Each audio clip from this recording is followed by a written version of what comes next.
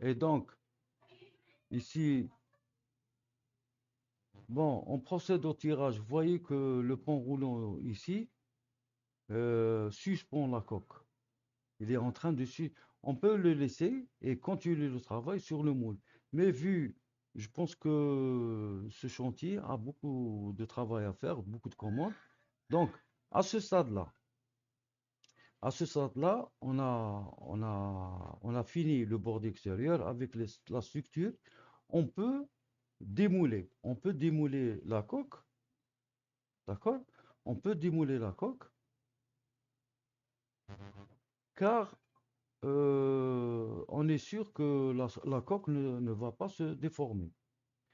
Et puis, parce que tant que la coque, on n'a pas encore renforcé avec la structure interne, avec les cloisons, on ne peut pas démouler, parce que si on la démoule, elle va se déformer. Et les déformations sur un bateau, c'est grave. Il faut éviter ce problème, à tout prix. Il faut laisser, tant que la coque elle est sûre, dans le moule, on n'a pas démoulé, on est sûr que la forme, elle est juste, ne se déforme pas. Donc, on doit être sûr que la forme ne se déforme pas. On rajoute la structure intérieure, les cloisons, et comme ça, la coque elle est rigide et elle ne peut pas se déformer. On peut démouler. Vous voyez ici les deux crochets. C'est pour ici aussi, on y voit un troisième. Sûrement, il y a un quatrième ici. Donc ça, c'est pour suspendre le bateau qui ne tombe pas et on va commencer à démouler. D'accord? Les autres travaux vont être accomplis après démoulage. Donc ça, c'est l'opération de démoulage. C'est la partie. Vous voyez ici le moule, c'est la partie droite. Ici le moule, la partie gauche. Ici, c'est le noyau ici, c'est à l'intérieur, c'est le bateau. Donc, et l'opération de démoulage, elle est, elle est dure, hein. Parce que il faut ce qu'on appelle l'arrachement. Il faut arracher le moule depuis le bateau. Donc, et après ça, c'est le moule il a une forme avec un centre de gravité un peu particulier, il doit être suspendu sur un échafaudage quoi, tel que celui-là, et on le tire. Et donc, vous voyez ici les deux parties du moule et le bateau suspendu au plafond par le pont roulant. Il est suspendu au plafond. Donc, on doit le ranger quelque part dans le chantier pour le terminer. Et voilà le bateau entièrement démoulé avec le dessin. OK? On a rangé le bateau sur une ligne de terre, quelque part dans l'atelier, et on va finir maintenant à l'intérieur. Tant que le bateau il est ouvert comme ça, on le finira au maximum. Parce que une fois placé le pont, qui doit être fabriqué à part, en une seule pièce, bien sûr, et on va placer le pont sur le bateau tel qu'il est ici. Il y a la trace, il y a tout. Bon, la jonction, elle est un peu particulière du pont avec le bateau, avec la coque. Donc, il y a des nouveaux matériaux tels que FSP, qui est une colle polymère qui est très résistante, qui est utilisée actuellement pour le collage des ponts avec les coques. À l'ancienne, bon, on utilisait des joints, des joints de mastic avec des boulons en inox. Mais maintenant, il y a de nouveaux matériaux d'école. Donc, ce qu'il faut savoir, c'est qu'il faut terminer le maximum de travail à l'intérieur de la coque avant de fermer. Pourquoi? Parce que une fois posé le pont, à l'intérieur du bateau, ça devient un espace confiné. Il y a beaucoup d'odeurs de styrène dégagées par la résine et ça fait gêner les travaux, les ouvriers avec la chaleur, la sueur, etc. Parce que Ce qu'il faut savoir aussi, que les ouvriers doivent porter des masques euh, de protection, de respiration, parce que c'est des produits, surtout la fibre. La fibre, elle est cancérigène, très cancérigène. Il faut un minimum de protection, surtout la respiration. Et bien sûr, porter les gants, même ça irrite la peau. Il n'y a pas que la résine, il y a les produits additifs qui sont très dangereux, surtout le durcisseur. Il est très dangereux. Il faut éviter de toucher le durcisseur avec les doigts parce qu'il irrite la peau. C'est très irritant. Donc, on y voit ici le compartimentage de l'intérieur de la coque, la finition. Ici, je pense que c'est des soutes, parce qu'avec des évitements comme ça, normalement c'est des réservoirs de combustible, bâbord et tribord. Ici, une cloison avec. Bon, ça c'est le pont. On fabrique le pont à part. Il a un léger bouge. Vous voyez les ouvertures des écoutilles, d'accord? Et donc, le pont ne nécessite pas un moule. Mais si on veut fabriquer un moule pour faire un travail rapide, c'est tant mieux. Mais le moule n'est pas impératif. Il suffit de réserver un espace comme ça grand. C'est pas forcément un moule, hein. On peut fabriquer facilement un pont en polyester comme ça. Sur, il suffit d'avoir beaucoup d'espace dans un hangar. Il faut un endroit abrité, bien sûr. Il faut éviter de faire ça à l'extérieur. Et donc, voilà le pont complet. Reste à le placer à son endroit. Le pont, il peut être fabriqué en plusieurs parties, bien sûr, mais il suffit d'assurer la continuité, c'est tout. Donc, la continuité de la fibre, elle est difficile. Il faut s'assurer de la stratification. On y voit ici les détails sur le pont. La strat, bon, pour l'intérieur, il n'y a pas de problème. On peut fabriquer tout ça avec des pièces séparément. Il n'y a pas de problème. Mais la coque principale, il ne faut pas jouer avec.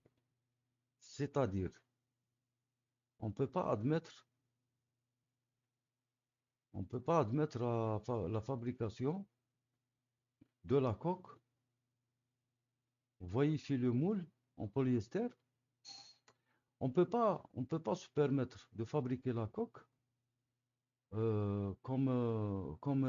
avec des pièces, comme la fabrication de l'acier, par exemple. Pour l'acier, on prend des plaques, des tôles, alors on découpe et on ajuste et puis on soude. On procède au soudage des tôles, une par une. Et comme ça, le soudage assure la continuité du métal. Donc, pour le polyester, il est, il est presque, si vous voulez, presque interdit, ou bien, je sais pas, pour parler règlement, par les bureaux de classification et les règlements d'échantillonnage et de construction, il est interdit de fabriquer des bateaux polyester avec des plaques. La continuité de la fibre doit être assurée. On ne peut pas assurer la continuité seulement avec la résine. La fibre doit être continue, de l'avant vers l'arrière, de la droite vers la gauche, sur toutes les parties de la coque. Donc, pour plus de détails, je dois vous donner quelques détails sur, bon, ça c'est à l'intérieur, c'est quelques bateaux fabriqués par ce chantier espagnol. Bon, je fais pas la publicité, mais pour, pour vous transmettre un petit savoir que j'ai.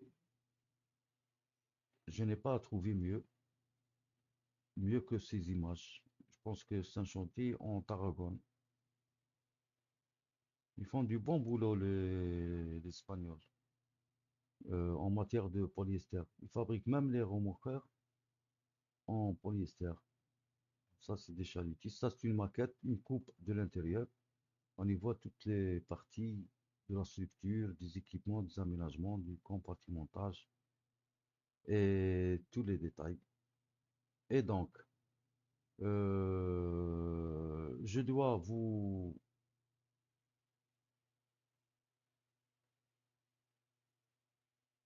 Bon, où est-ce qu'il est?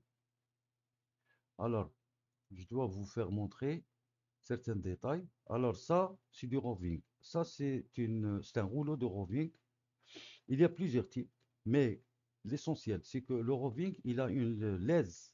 C'est ce qu'on appelle la largeur de la lèse, la largeur du rouleau. En matière première, il vient comme ça, en matière, si vous voulez, en rouleau. La lèse doit faire 1,5 m, 2 mètres. Et la longueur à l'infini. Je pense la longueur jusqu'à 20 mètres. On peut avoir, je sais pas, pour les projets industriels, des grands rouleaux de, je pense, 50 mètres. L'essentiel que la fibre, remarquez, la fibre, elle est continue sur toute la longueur. C'est comme unidirectionnel en deux directions. Unidirectionnel, c'est UD. L'unidirectionnel, c'est une fibre, elle vient généralement sur bobine. C'est une fibre continue, textile bien sûr, c'est l'élément textile, c'est un matériau textile. Donc les fibres sont en largeur découpées sur la longueur de la laisse ici et sur la longueur, on peut dire à l'infini. Donc la continuité, elle est très grande pour ce type de fibre de verre, ce qu'on appelle le roving. En français, c'est le stratifil. Donc ça, c'est le mat. Le mat, c'est un amas de fibres de verre découpées. Donc si on prend un échantillon ici, quelle que soit la fibre, on doit mesurer minimum 5 cm selon le bureau de classification. Et notamment, on utilise très souvent le bureau Veritas comme référence. Donc 5 cm, c'est le minimum. Adapté pour les coques marines, bien sûr. Il y a des mats où la fibre elle est très petite, qui sont adaptés peut-être pour d'autres choses, d'autres fabrications, parce qu'il n'y a pas que les bateaux. Et puis, il y a certains mastiques qui renferment de la fibre de verre comme ça, très fine, justement pour renforcer, pour les travaux de réparation des pare-chocs de voitures, etc. Donc, c'est des mastiques qui sont mélangés avec de la fibre de verre pour le renforcement. Et puis là, c'est un rouleau de mat, le mat de verre. Vient aussi sur rouleau comme ça. Donc, la question technique, pourquoi on utilise les deux? Donc, puisque celui-là, il est très rigide parce qu'il assure la continuité sur toute la longueur et toute la largeur. Donc, bien sûr, il y a une résistance longitudinale et il y a une résistance transversale. Donc, pourquoi on n'utilise pas seulement le roving? Pourquoi on utilise celui-là? Celui-là, puisqu'il est découpé à 5 cm, il n'assure pas la continuité. Alors, tout simplement parce que il y a un problème d'imprégnation. L'imprégnation, c'est quoi? C'est que lorsque vous imprégnez ce roving appliqué sur le moule, lorsque vous l'imprégnez avec la résine, vous avez vu le moule. Il y a des parties verticales, il y a des parties horizontales, concaves comme ça. Donc, ça risque de couler. Ça ne tient pas la résine. Le temps de un quart d'heure ou bien une demi-heure de gélification de la résine, ça ne tient pas. Ça ne tient pas, ça risque de couler. Ça ne tient pas, il a, le roving, il a une mauvaise imprégnation avec la résine. Donc, C'est pour ça qu'on utilise des couches alternées. Il suffit d'appliquer une couche de roving. En même temps, au-dessus, on applique une couche de mat. Le mat, il s'imprègne très bien avec la résine. D'accord? Et il y a certains rouleaux qui se vendent deux couches. Au-dessous le roving, au-dessus le mat. On applique directement deux couches. Euh, mat plus roving. Pour que l'imprégnation, on imprègne le mat qui s'imprègne très bien avec la résine comme une éponge. Il absorbe la résine et le mat, il assure que la résine tienne sur la couche, elle ne coule pas. Surtout sur les parties verticales du moule. D'accord? On assure une bonne imprégnation. Il faut que la fibre doit être imprégnée suffisamment avec la résine. Il faut pas laisser les bulles d'air à l'intérieur d'une couche. Il faut débuller aussi. Et donc, on y voit ici des couches, un exemple de couche, on revient sur ça. On y voit ici, ça c'est un tableau que j'ai pris à partir du bureau Veritas. Et donc, on y voit les matériaux qui existent dans le marché industriel concernant les fibres, concernant les résines. Donc ici, on va voir les matériaux. Généralement, c'est le verre E qui est utilisé, la fibre de verre, concernant les fibres. D'accord? La fibre de verre, le E, c'est la fibre de verre commerciale, qui est très bon marché, qu'on utilise le plus souvent dans les embarcations, les petites embarcations de pêche, de plaisance. D'accord? Elle est la moins chère, elle est de bon marché, voilà, un très bon marché pour la pêche, pour tout. Donc, on a les aramides qui sont de masse volumique un peu inférieure par rapport au verre E. Le verre E, il est plus lourd, d'accord? Il est plus lourd. Donc, on a le carbone HR, on a le carbone HM. Ça, c'est des types de fibres de carbone. Bon, ça, c'est pour des professionnels. Il faut avoir des formations un peu spéciales, et notamment ISO. Et donc, c'est pas pour le public, grand public, ça. Par contre, que vers eux, c'est pour le grand public. Et moi, j'essaye de transmettre les connaissances pour le grand public, notamment pas spécialement pour les universitaires, et même pour le grand public, pour les pêcheurs, pour le monde professionnel, pour les plaisanciers, et pour les sportifs aussi qui font le kayak, le planche à voile et tout ça. Donc, le vers E, c'est le plus commercial. C'est la fibre qu'on trouve dans le marché national ici en Algérie. La fibre blanche, elle fait 2,54 grammes par centimètre cube, la densité. Et puis le module de Young, ça c'est très important. On fait la comparaison de la rigidité de la fibre par rapport aux autres. Donc c'est la moins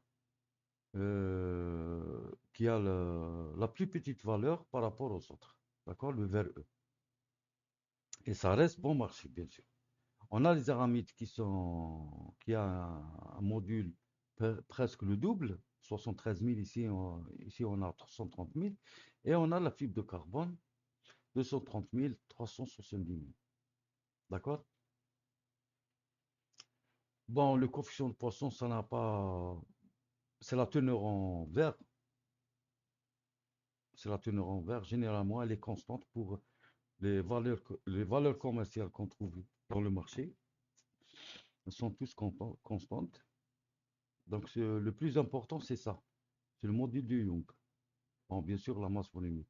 On a les résines. Alors, pour les résines, on a le polyester et on a les époxys. La résine polyester, on a la résine époxy. On y voit que avec la même densité, on a le polyester qui est nettement le module Lyon fait 3000. Pour les époxys, j'ai eu cette expérience personnellement. J'ai trouvé que la résine, elle tient beaucoup par rapport à l'époxy. L'époxy, elle est un peu fragile. Donc, euh, donc voilà. Dans ce tableau que j'ai tiré à partir du Bureau Veritas 1979. Et donc, c'est des tableaux qui sont donnés, sur,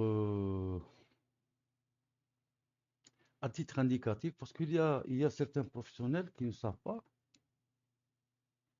qu'il y a certaines données qu'on peut les trouver. Alors, ils se croient que, bon, ils vont faire des essais, ils vont faire comme ça, mais certaines données leur échappent. Et ces données qu'on peut trouver à l'université et qui sont des données très pratiques, qui peuvent aider les ateliers à faire leur devis, par exemple, et à faire un bon travail. Mais le problème, c'est la transmission de données. C'est-à-dire, ces tableaux sont tirés à partir d'un Bureau Veritas 1979. Bon, ces tableaux ne sont pas démodés. Ça ne veut pas dire que ces tableaux sont démodés. On est en 2024. Non, ils sont toujours d'actualité. Parce que c'est des données qui ne vont pas changer avec le temps. Et peut-être que les nouvelles versions du Bureau Veritas, on ne va pas trouver ce genre de tableau. Bon, personnellement, j'ai scanné ce livre parce que c'est en papier. Je l'ai scanné et je l'ai gardé comme archive. Et maintenant, je peux le donner euh, au chantier naval, au monde professionnel, parce qu'ils en auront besoin. Vous voyez que ce tableau, on trouve euh,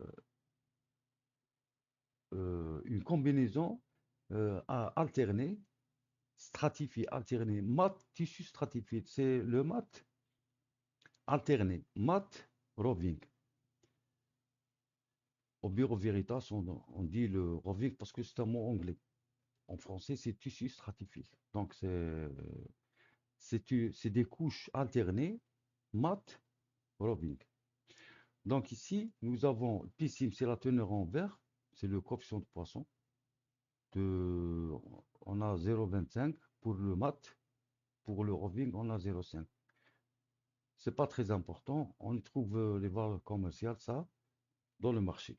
Il n'y a pas de problème. Le mat, des fois, ça, on ne trouve pas toujours certaines, certains grammages, si vous voulez, de ces matériaux. De ces matériaux, on ne trouve pas certains grammages. Ici, dans cet exemple, on a le mat 450 grammes par mètre carré et on a le stratifié, ou le stratifile, 600 grammes par mètre carré. Donc, c'est des couches alternées, un mat, un robic. Ici, le nombre de couches, par exemple, 4, on a deux couches de mat, deux couches de roving. OK? On a deux couches, deux couches. D'accord? Ici, c'est l'épaisseur. On a l'épaisseur totale 4,08. P, le poids du mat, c'est 0,9. 0,45 multiplié par 2, c'est 0,9. Là, vous trouvez ici deux couches de mat. Pour le roving, on a 600 fois 2, 1,2. Voilà, 1,2 kg par mètre carré. Donc, à partir de là, on peut faire, on a le poids du verre, c'est 0,9 plus 1,2. On a le poids de la résine équivalente à ces 4 couches, 3,9. Donc, il y a des professionnels qui disent combien il faut de kilos de résine, parce que euh, c'est aléatoire, c'est en fonction de la main. Donc, on fait imprégner suffisamment la fibre de verre parce qu'elle est blanche, jusqu'à devenir transparente. Mais on risque de rajouter un peu plus de résine, c'est-à-dire c'est des pertes. Donc, quel est le poids exact pour la résine pour qu'elle imprègne 2,1 kg de verre? Pour l'imprégnation, il faut 3,9 kg de résine pour imprégner 2,1 kg de verre. Donc ça, c'est très important. C'est des données qui sont très importantes pour un opérateur professionnel, d'accord, qui travaille dans le chantier. Et ensuite, on y voit sur le tableau, ici, 4 couches, l'épaisseur totale, 4 mm, 6 couches, 6 mm, etc., etc., jusqu'à avoir. Donc, en fonction des calculs, si on a une épaisseur à respecter, par exemple, la référence 14 mm, 16 mm, et on n'a pas ces dosages, on peut chercher un autre tableau avec une épaisseur équivalente. Par exemple, le tableau suivant, on a 450 avec 700 grammes de roving et chercher l'épaisseur équivalente. Ici, par exemple, nous avons pour 15 mm ou bien 12, on voit l'équivalence en épaisseur avec des combinaisons différentes. Donc ici, on a 12 couches, on a 12,23 mm, on a 12, bon, pour les petites épaisseurs, c'est à peu près la même. On a 12,97, c'est un peu plus grand, avec 12 couches. Parce qu'on a le roving de 700, etc., etc. Donc on peut chercher la combinaison avec le grammage approprié, parce que sur le marché national, on n'y trouve pas de tous les grammages qui sont disponibles au marché national. D'accord? Et puis chercher l'épaisseur équivalente avec le nombre de couches équivalent. Et puis faire des calculs d'approvisionnement et prévoir le devis, prévoir l'approvisionnement en résine, en verre, etc. Donc ça, c'est des tableaux qui sont très importants. Donc ici, on y voit une comparaison dans cette image, on y voit une comparaison entre le revêtement de surface qui est revêtement de surface qui est considéré comme le revêtement, c'est du gel coat, il est considéré comme une résine, d'accord? Le revêtement de surface d'un bateau, c'est du gel coat. Alors le gel coat, il est considéré comme une résine. Donc le module de Young, ça E1, c'est le module de Young. Module de Young égale à 300 décanewtons par millimètre carré. Le mat, bon, pour 100 grammes ici, on a 100 grammes. Cette valeur ne dépend pas du grammage, hein. La valeur ici, le module de Young, ne dépend pas du grammage. C'est une valeur intrinsèque de la matière. Le mat, c'est 790 décanewtons par millimètre carré. Unidirectionnel, c'est-à-dire c'est un fil dans une seule direction. C'est un fil. C'est un fil comme unidirectionnel. Généralement, il vient sous forme de bobine, une bobine de fil. Le fil de... ce matériau, il a un module de Young de 3793 décanewtons par millimètre carré. Le roving, ça ne dépend pas du grammage ici. La valeur, c'est 1660. Donc le roving, il est à peu près la moitié du unidirectionnel. Pourquoi? Parce que le roving, il a déjà deux fils perpendiculaires. Donc relativement à son épaisseur, à sa rigidité, il est divisé par deux. Unidirectionnel dans une seule direction. Il a une rigidité très élevée, mais dans une seule direction. D'accord? Pour le roving, c'est bidirectionnel, en deux directions perpendiculaires, orthogonales. D'accord? Et le revêtement de surface, ou bien la résine, elle fait 300. 300, c'est un liquide. Lorsqu'elle gélifie, c'est considéré comme une matrice pour l'armement. OK? Et puis, revenons, je vais vous faire voir un exemple de stratification. Ça, c'est une couche de stratification. Bon, c'est pas une couche alternée, mais plutôt pour montrer certains détails pratiques et techniques. Pratiques et techniques. Donc ça, c'est le revêtement de surface. Vous voyez la première couche. Bon, ça, c'est des références de calcul. C'est pas l'objet du coup de secours, hein. Juste certains détails que je dois vous faire montrer. C'est à peu près, c'est une couche monolithique. C'est une couche monolithique qui s'approche du sandwich. On va aborder ce sujet après. Mais elle reste toujours monolithique parce qu'on n'utilise pas ici le compound, ça, ce qu'on appelle le noyau en nid d'abeille. On n'utilise pas ici, on utilise le mat. Donc ça reste toujours monolithique. Bon, les techniciens, les universitaires qui ont fait cette spécialité me comprennent très très bien ce que je veux dire. Monolithique, c'est la plupart des bateaux sont construits, surtout les bateaux de pêche, les plaisances, sont construits en monolithique. Les panneaux sandwich, on utilise généralement le noyau avec de la mousse polyuréthane ou bien avec, pour de bonnes qualités, pour avoir une bonne qualité, on utilise les nids d'abeilles. Je vais vous dire pourquoi. On utilise des fois les noyaux comme ça. Donc, le revêtement de surface, ici, c'est le gel coat. C'est la surface extérieure qui reçoit les rayons de soleil. Ça, c'est le revêtement de surface. Nous avons bon, à peu près 0,5 mm. Après, le revêtement de surface, parce que ça s'applique, cette couche-là s'applique sur le moule.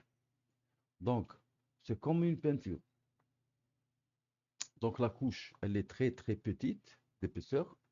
Et donc, la couche suivante, c'est le mat. Parce qu'il doit être imprégné, bonne imprégnation. Donc, on utilise le mat. On n'utilise pas le roving. Et donc, le mat ici, c'est 110. C'est du feutre. C'est tellement de faible épaisseur, on appelle cette couche-là comme du feutre. C'est tellement léger, tellement fragile. On l'applique sur le revêtement de surface. Pourquoi? Pour avoir une bonne adhésion de la résine, de la fibre sur le revêtement de surface. Parce que le revêtement de surface, il est très fragile. D'accord? On utilise obligatoirement, on utilise le mat de faible épaisseur, de faible grammage. Ici, on y voit 110 grammes. On utilise des fois 100, 50. Bon, maximum, je peux dire 150, s'il y en a. 200, c'est déjà trop. D'accord? Mais on peut l'utiliser quand même.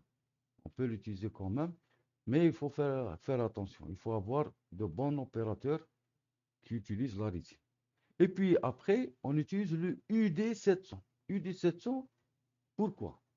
Vous remarquez ici, symétriquement, on utilise UD700.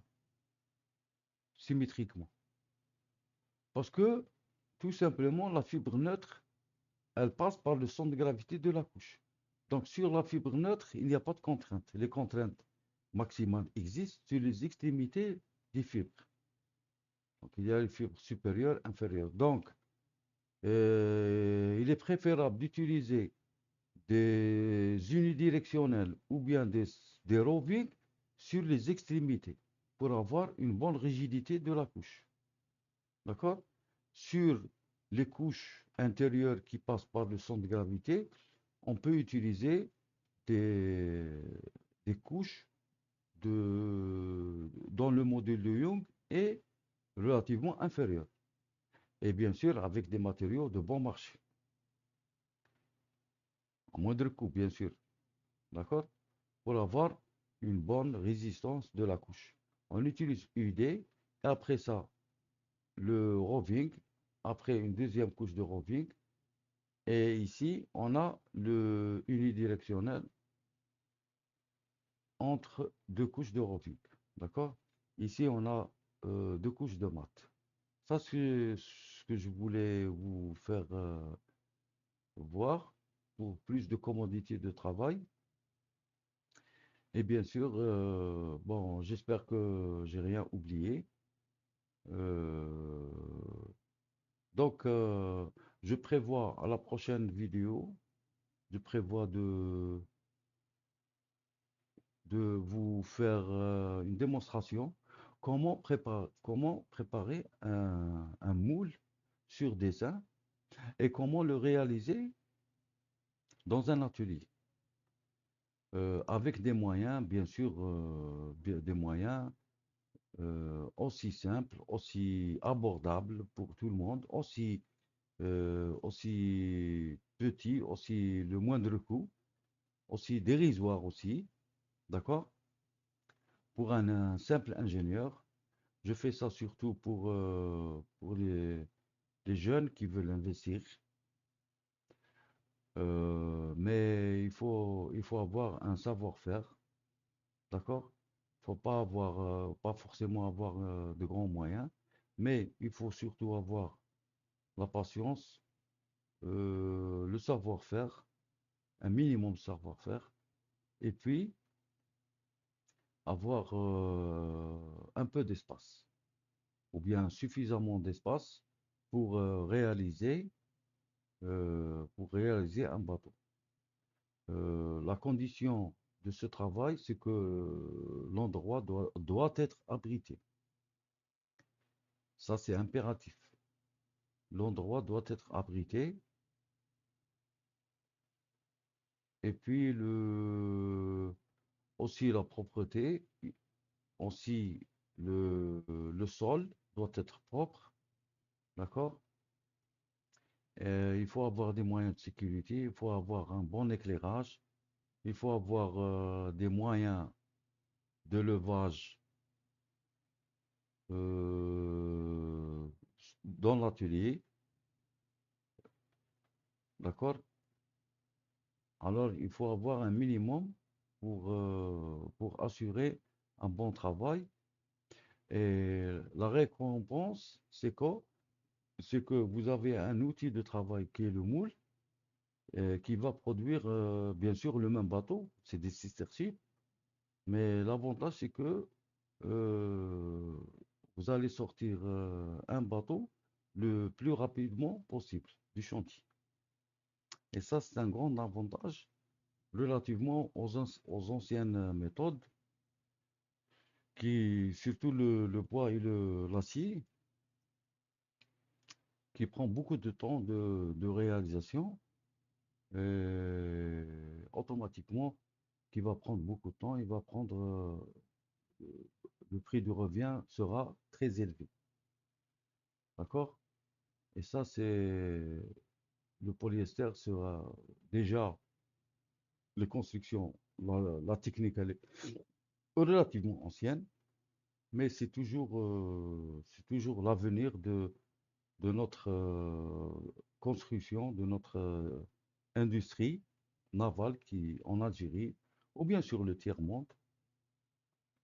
Et notons que les produits, la matière première, tels que la résine et la fibre de verre, sont issus de la première de pétrole ou bien dérivé de gaz.